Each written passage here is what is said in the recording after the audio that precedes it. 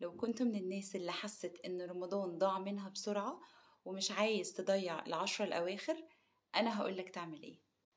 الروتين اللي هقوله لكم ده هينفع لأي حد، حتى الناس المشغولة اللي يومها مليان حاجات. أول حاجة إنك كل يوم تقيم الليل حتى لو بركعتين ب100 آية، وممكن تقرأ من المصحف ال100 آية دول وتقسمهم بين الركعات. لو القيام ده الصلاة اللي صليتها دي كانت موافقة على ليلة القدر، ربنا هيكتبك من القانتين لمدة 84 سنة. عارف يعني إيه كلمة القانتين؟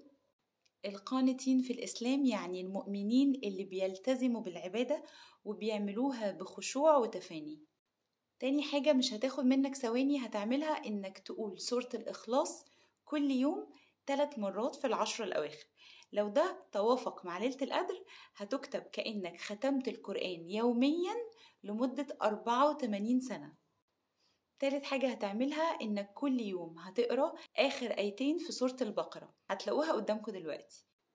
لو توافقت قرايتك لآخر آيتين في سورة البقرة إنها ليلة القدر، هيتكتب لك قيام 30,000 ليلة.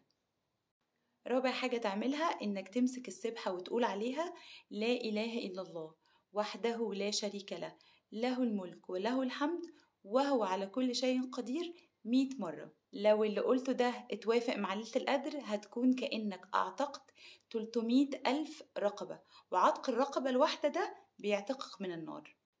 طيب لو حد مش عارف يعني ايه عتق الرقبة، عتق الرقبة في الإسلام كأنك خلصت حد من العبودية، بإنك مثلا دفعت له فلوس وخلصته من العبودية، أو إنك وفرت له الظروف المناسبة للعيشة عشان يعيش حياة كريمة. خامس حاجة بقى هقول لكم دعاء تقولوه، بس هقراه لكم عشان هو طويل شوية. لا إله إلا الله وحده لا شريك له، الله أكبر كبيرا والحمد لله كثيرا، سبحان الله رب العالمين، لا حول ولا قوة إلا بالله العلي العظيم. وبعدين تقول اللهم اغفر لي وارحمني واهديني وارزقني.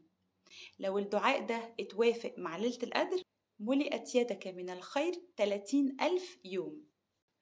سادس حاجة هتعملها تقول اللهم صل وسلم وبارك على سيدنا محمد وعلى آل سيدنا محمد 100 مرة. لو اتوافق ده مع ليلة القدر هيتكتب لك 3 مليون رحمة من ربنا سبحانه وتعالى. طب الليالي الوترية هتبدأ امتى؟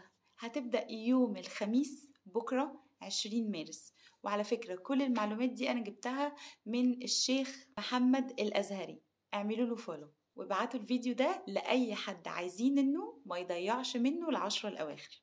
إن شاء الله أشوفكم الفيديو اللي جاي.